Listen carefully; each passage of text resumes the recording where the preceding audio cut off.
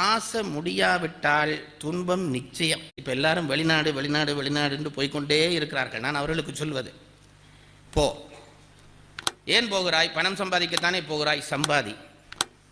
ஆனால் அவனுக்கு நான் சொல்லுவேன், எவ்வளவு சம்பாதிக்க போகிறேன் என்பதை தீர்மானித்து விட்டு உன் பயணத்தை தொடங்கு. அது 1000 கோடியாகவாவது இருக்கட்டும், எனக்கு ஒன்றும் தப்பில்லை. வாழ்க்கையிலே நமக்கு ஒரு கோடு கீறிக்கொண்டுதான் அந்த வாழ்க்கையிலே நகர வேண்டும். இல்லாவிட்டால் ஆயுள் முழுவதும் நீ உழைத்து அடுத்த தலைமுறைக்கு கொடுத்து நீ செத்து போவே, உனக்கு ஒரு அனுபவமும் கிடைக்காது. அந்த எல்லை வந்தவுடனே போதும் என்று நிறுத்துகிற மனநிலை எவனுக்கு இருக்கிறதோ அவனுக்கு இன்பம் இருக்கும். இல்லாதவனுக்கு ஓடுகிற குதிரை தான்.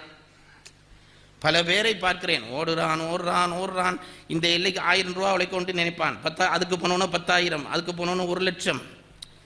பெரிய பெரிய ஆட்களே அப்படித்தானே இப்போ அகப்பட்டு போய் நிற்கிறார்கள்.